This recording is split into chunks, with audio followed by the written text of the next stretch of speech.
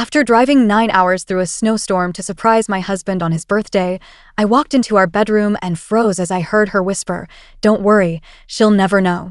He looked me dead in the eyes and said, "It's not what it looks like." I set down the cake, pulled out my phone, and said, "Good, then you won't mind if I live stream this." His smile dropped instantly. My name is Melody Delaney. I've never told the story from beginning to end because most people don't really want the whole story, just the juicy part. But if you've lived long enough, you understand that betrayal isn't always loud. Sometimes it sneaks in quietly, through a door you thought was locked, over coffee in the kitchen you cleaned, in your bed on the day you drove 9 hours to surprise the man you thought you knew. So here it is. The long version. The real version. It started with a cake. Not just any cake, a tiramisu from Carlo's Bake Shop in Hoboken. I had it custom ordered 2 weeks in advance because Carson had always said tiramisu reminded him of our honeymoon in Florence when we got drunk off limoncello and ate a whole pan of it in bed. That was 17 years ago. But I remembered. He hadn't mentioned what he wanted for his birthday this year. In fact, he'd barely mentioned anything. His texts had become short. His calls rushed. His excuses frequent. But I brushed it off. Work was demanding, he'd said. This project upstate in Saratoga Springs was the opportunity of a lifetime. Short term, just 8 months. Maybe 9. He'd be home on weekends when he could. I tried not to complain. After all, we'd been together for 19 years. You survive more than just infidelity in that much time, or so I thought. You survive disappointment. Lost pregnancies. Aging parents.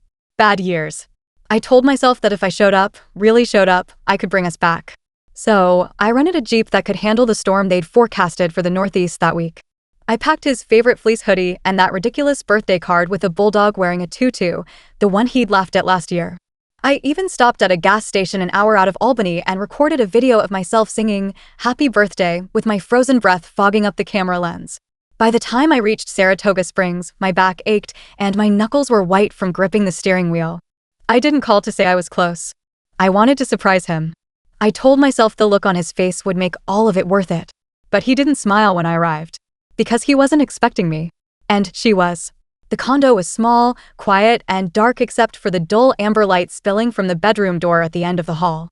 I stepped inside without knocking. He never locked the door. That used to bother me. He said Saratoga was safer than Newark. That day, I was glad. I took off my gloves and rubbed my hands together. The cake was still in the box, wrapped neatly with a ribbon. There were 2 wine glasses on the kitchen counter. One still had a smudge of lipstick.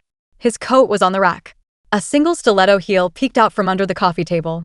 And from behind the cracked bedroom door, I heard her. A whisper.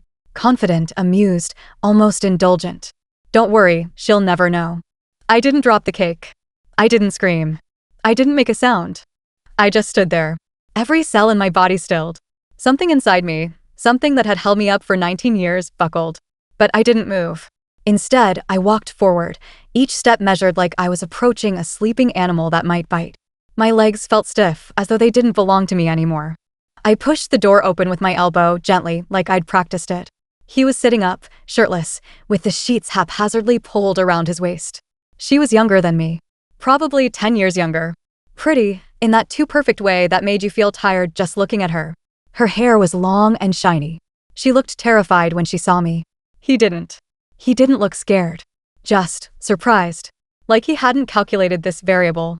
Our eyes locked. "Melody," he said slowly, voice thick with shock. "It's not what it looks like." That was all he said. Not, "I'm sorry." Not, "Wait." Just that recycled line. The one people say when they get caught and can't think fast enough. I set the cake on the edge of the dresser. My hands were shaking now. I pulled out my phone. "Good," I said quietly. "Then you won't mind if I live stream this." The expression on his face changed instantly. His mouth opened, then closed. She pulled the sheets tighter and looked at him. "She's your wife," she asked, like she hadn't known. I almost laughed. Almost. But nothing about it was funny. It was grotesque. Absurd. A theater act that I hadn't bought a ticket to. He got up and reached for his jeans. "We should talk about this." "You don't get to talk now," I said. "You had 6 months. Maybe longer." I didn't film it. I took one photo. Just one. Then I walked out. That night I checked into a rundown Motel 6 on the edge of town. I carried the cake with me for some reason. I couldn't let it go yet. It sat on the dresser like a joke. I sat on the bathroom floor for hours. My jeans were still damp from the snow. I don't remember when I started crying. I just remember the way my stomach hurt afterward, like I'd been punched from the inside. I texted my best friend, Nadia. She called immediately. "Where are you?" she asked. "Motel," I whispered. I drove up. I found him. "Oh God, Melody." "I brought a cake," I said. She didn't say anything. Just let me cry. When I got home 2 days later, I packed his things into garbage bags. I didn't fold anything. I left the bags on the porch. He came by once. Said he'd been meaning to talk to me. That the distance had been hard on both of us. That he felt like I didn't need him anymore. That it was emotional long before it was physical. That's what cheaters say. They always have a poetic excuse. I asked him how long. He didn't answer. Just stood there looking pathetic. "You can go," I told him. "You're free. That's what you wanted, right?" He didn't say goodbye. The aftermath was worse. Because it wasn't just her. There were others. One by one, they came to light. I found emails, flirty texts, reservations for 2 in cities I'd never visited. A receipt for a spa day. A shared playlist. One woman sent me an apology note on Facebook. Another blocked me as soon as I messaged her. And then there was Rowan. That name still makes my throat tighten. She was a parent at the school where I work. We'd sat next to each other at the spring fundraiser. She'd complimented my necklace. Told me my husband was very handsome. I thought she was being polite. She wasn't. They'd been seeing each other for over a year. She knew he was married. She said she thought we were in the process of separating. That he told her I was cold. Controlling. The irony. I didn't slash his tires. I didn't scream in public. I didn't key her car or send nasty messages. That would have made me like them. I emailed every woman I found in his phone. I attached screenshots. I didn't accuse anyone. I simply introduced myself as his wife. His still legal wife. I let them draw their own conclusions. Then I started a blog. I wrote about betrayal. Not just his, but all the ways women are conditioned to accept less. To wait. To fix. To forgive. It went viral within weeks. He tried to get it taken down. Sent a legal letter through a friend. I framed it. A year passed. I sold the house. I chopped off 10 inches of my hair. I painted my bedroom warm green and bought a velvet couch. I started dancing again.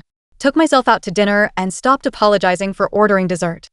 I kissed someone new, just once, and it didn't feel like cheating on my past. It felt like honoring my future. Last week, I passed a bakery on my way to work. Tiramisu in the window. I looked at it for a long time. Then I smiled. And walked away. People always talk about healing like it's a straight path. Like you climb out of the hole, brush off the dirt, and move forward, stronger. What they don't say is that healing is a loop. Some days you feel powerful. Other days you still check his old Instagram profile, even though you know it's a bad idea.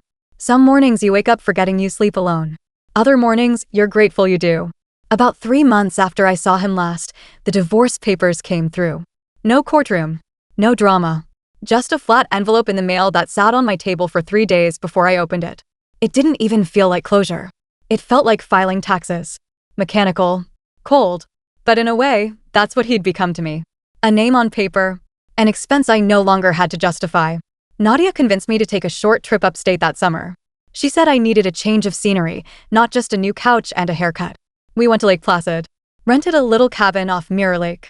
Drank too much wine and told each other the worst stories we'd been carrying around in silence. On the second night, we sat outside with our feet in the water, wrapped in hoodies. "I think I'm angry," I said. "But it feels like it's at myself." Nadia didn't respond right away. She let the silence settle. "I get that," she finally said. "But don't let that be the ending." "I'm not angry he cheated," I said. "I'm angry that I missed it. That I excused things. That I made myself smaller for years, thinking it would hold us together." "I watched you give him everything," she said. "And he took it like it was owed. That's not on you." It helped to hear it. Not just in a motivational poster kind of way, but in the way only someone who saw it unfold slowly can tell you, that you didn't imagine it. That yes, you gave and gave and gave, and it was still not enough for someone who wanted more than what decency allowed. Back home, I started running. It wasn't about weight or revenge. I just needed a reason to move my body that wasn't cleaning or rearranging furniture. I bought cheap running shoes and stuck to my neighborhood in the early morning when no one else was out. Sometimes I ran past houses that reminded me of ours. Same brick. Same porch lights. I wondered if they had secrets too. One morning, I passed an older man walking his dog. He nodded at me. "Next time," he said. "Morning." Then it became, "You're getting faster." I smiled, thanked him, kept running. 3 weeks later, he waved me over and introduced himself as Howard. Widower. Had a rescue beagle named Sarge. He'd lived in the neighborhood since the 80s. His wife passed in 2019. Cancer. I still cook like she's coming home, he told me once. Even when I don't touch the stove. We started talking more. Sometimes I'd stop for 10 minutes.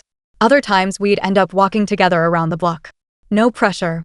No flirting. Just two people who'd lost something trying to fill time with conversation. He asked me once if I had kids. I told him no, we'd tried, years ago. After the third miscarriage, we stopped trying and started avoiding each other instead. You ever think of fostering? He asked gently. It caught me off guard. No one had asked me that before. I don't know, I said honestly. He didn't push. Just nodded. But the question sat with me. Then, there was the school. Work had been my anchor. I threw myself into counseling like it was my only purpose. Kids are honest in a way adults aren't. They ask blunt questions, and they say things that gut you without meaning to. One of my 7th graders, a girl named Janine, stayed late after class in October. She asked, "Do you believe in happy endings?" I blinked. That's a big question. Why? My mom said not everyone gets one, she said. She said some people are just meant to survive, not be happy. I wanted to cry. Instead, I said, I think happy endings look different for everyone. Sometimes it's not about fairy tales. Sometimes it's just about peace. She nodded. I hope you have one. And then she left. I kept thinking about that. Peace. Not revenge. Not proving him wrong. Not comparing who's dating first or who looks better at the 10-year reunion. Just peace. But peace, I was learning, isn't passive. You have to fight for it. You have to pull it out from the wreckage. You have to look at the things that broke you and say, I won't carry this anymore. Some days, I felt strong. Other days, I felt pathetic. I still had the photo on my phone, the one I took of him and the woman in bed. I hadn't looked at it in months, but I couldn't delete it either. Like proof. Like a scar I didn't want to fade. I didn't know yet that letting go of proof was part of healing. In November, I got a letter in the mail. Handwritten. No return address, just a name at the bottom. Rowan. I stared at it for a long time before opening it. Inside was a single page. Melody, I don't expect you to read this. I wouldn't blame you if you threw it away. But I wanted to tell you that I think about what I did every day. I believed him. Maybe I wanted to believe him. He said you were gone emotionally. That you'd cheated first. That your marriage was over in all but name. That doesn't excuse me. I know that. I hurt you. I disrespected another woman. And for what? A man who lies with ease and leaves when he's caught. You didn't deserve what happened. I hope you found peace, even if it's without forgiveness. I'm sorry. Rowan, I didn't cry. I folded the letter and put it in a drawer. Not because I forgave her, but because it mattered. People don't usually apologize unless they've changed. Or unless they finally see what they refused to before. She saw it. A few weeks later, I got an email from Carson. Subject line, checking in. I stared at it for over an hour. I didn't open it. I archived it. I'd learned the difference between being strong and being free. Strong was showing up with a birthday cake in a snowstorm. Free was not looking back when the snow melted. Winter crept in again, almost exactly a year after the night I stood in that doorway and heard her whisper those words. It had snowed early that December, the kind of wet snow that clings to your hair and turns into slush within hours. I stood at my window that morning, coffee cooling in my hands, watching the flakes spiral against the yellow streetlight, and thought about how different the silence was now. Not better. Not worse. Just mine. No low hum of Carson's early Zoom meetings.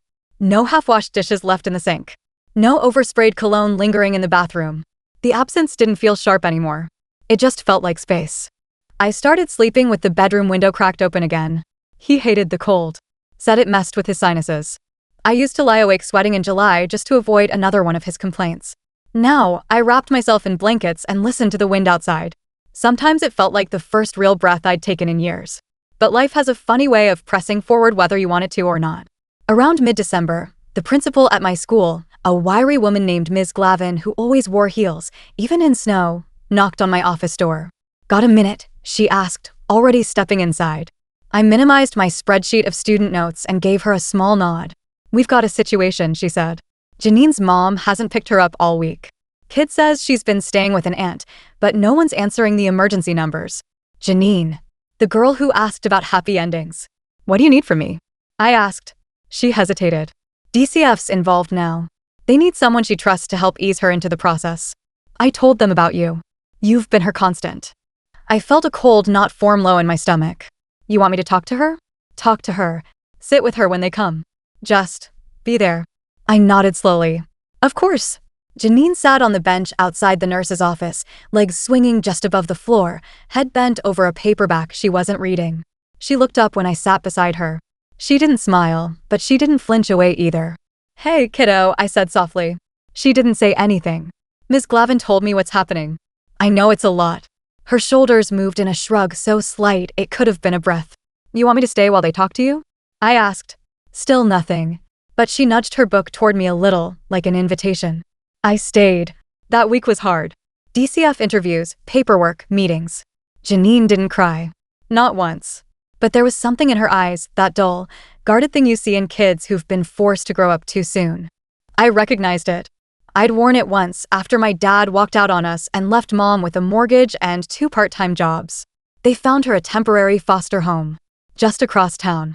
Seemed stable, nice enough. When she left the school that Friday afternoon, she turned to me and said, "You know that thing you said about peace?" I nodded. She looked at the foster mom waiting by the car. Maybe this is that. I didn't know what to say, so I just reached out and gave her hand a squeeze. It felt small. Fragile. But it gripped back. That night, I didn't sleep much. I sat on my porch with a blanket over my lap and stared at the neighbor's icicle lights, blinking rhythmically. I kept thinking about how someone once told me, maybe a therapist, maybe a friend, that people who've been through betrayal either harden or soften. You either build walls or build bridges. I thought I'd hardened. But sitting with Janine that week, I realized maybe I hadn't. Maybe I was rebuilding. Not a wall. Not a fortress. Something else. January came in cold and gray. The sun barely showed itself for more than an hour a day. I got sick of heating leftovers and finally started cooking again. I forgot how much I liked it. The rhythmic chopping, the hiss of oil in a pan, the way the kitchen smelled when garlic hit the stove. One afternoon, while I was grocery shopping, I bumped into Howard, the neighbor with the rescue dog, Sarge. He had 2 loaves of bread in his hand and looked lost. You need help choosing? I asked, smiling. He laughed, then held up both bags. One's organic, one's $3 cheaper. Not sure if my cholesterol can afford to be thrifty. I offered him a ride home. The weather had turned icy again, and he accepted. Sarge barked the entire time I helped Howard unload the trunk. You're welcome to stop in sometime, Howard said, not making eye contact. You know, if you ever get tired of your own cooking. I knew what he meant. It wasn't a come on. It was just human. Connection. Quiet. Company. I told him I'd think about it. That weekend, I found the photo again. The one I took that night in Saratoga. It was buried in an old backup folder on my laptop. I don't even remember moving it there. I stared at it for a long time. He was looking at me. Her face was turned, like she didn't even realize what was happening yet. There was nothing special about the photo. It wasn't graphic. Just damning. I moved it to the trash. Then I emptied the trash. Not because I was ready. Not because I'd forgiven him. But because I didn't want to be the kind of person who needed proof anymore. His wife had found the blog. That's what the former colleague said in the message.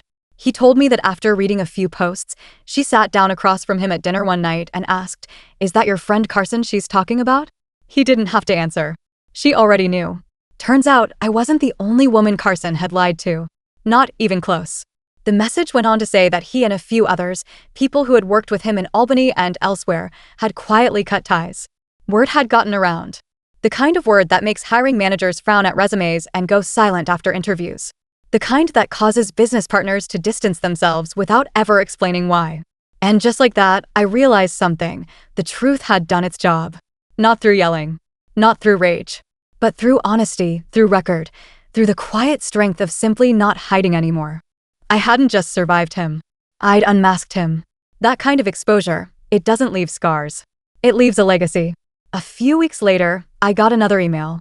This one from someone I didn't recognize at first.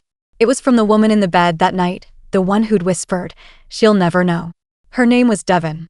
She said she had seen the blog, too. It had taken her months to realize it was about Carson. She said she felt sick when it clicked. That she'd been one of many. "You don't owe me a response," she wrote. "But I wanted you to know I never would have stayed if I'd known." I believed every word he said. "You deserved better." We both did. "Thank you for telling the truth." I didn't reply. Not because I was bitter. I just didn't need to. Let her sit with that. Let her reckon with what kind of man she'd trusted. Sometimes silence is the reply. I did eventually take Howard up on his offer. It started with dinner, then walking Sarge on quiet Saturdays, then spending time together in a way that didn't have any weight behind it. We talked about loss, about growing older, about second chances that weren't really about romance, just about life. One Sunday, we baked bread. I hadn't done that in years. My kitchen smelled like warmth. And I didn't miss Carson. Not once. I didn't wish I could show him the life I had rebuilt. Because showing him would mean inviting him back in even for a second. And he didn't deserve to see it. A few months after that, I was asked to speak at a local women's event. The organizer had read my blog and wanted someone to talk about rebuilding after betrayal, without cliches, without the typical "find your joy" slogans. I said yes. Nervously.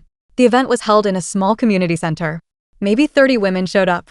I talked about things I hadn't even realized I'd been carrying. I told them about the snowstorm, the cake, the picture, the way I used to tell myself things weren't that bad, and how I learned that not that bad is just another way of saying not enough. Afterward, a woman in her 60s came up to me and took my hand. "You said what I've never been able to," she whispered. And I felt that strange, settled feeling in my chest. Not joy, not triumph, but clarity. Then, one last twist.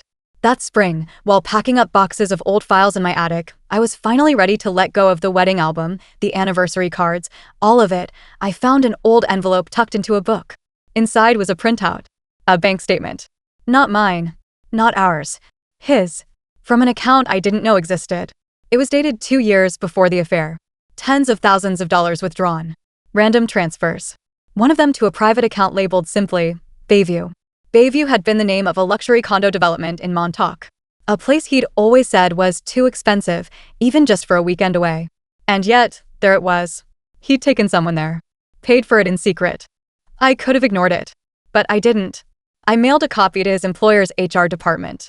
Not anonymously. Just, directly. And then I let it go. A few months later, I ran into Nadia at a cafe downtown. She sat across from me, sipping her chai and eyeing me with that look that said she knew something was different. "What?" I asked. "You," she said, smiling. "You seem..." I raised an eyebrow. "Go on." She grinned. Unbothered. I laughed. Really laughed. It felt good. Easy. "Yeah," I said. "I think I am." She raised her cup. "To your very public, very elegant revenge." We clinked mugs. I never needed to see Carson again. And as far as I know, he didn't recover professionally. Word got around. As it should have. He tried to start a consulting firm, but no one wanted to work with someone whose name was associated with the kind of story people whisper about behind closed doors. He faded. Not in drama. Not in fire. But in reputation.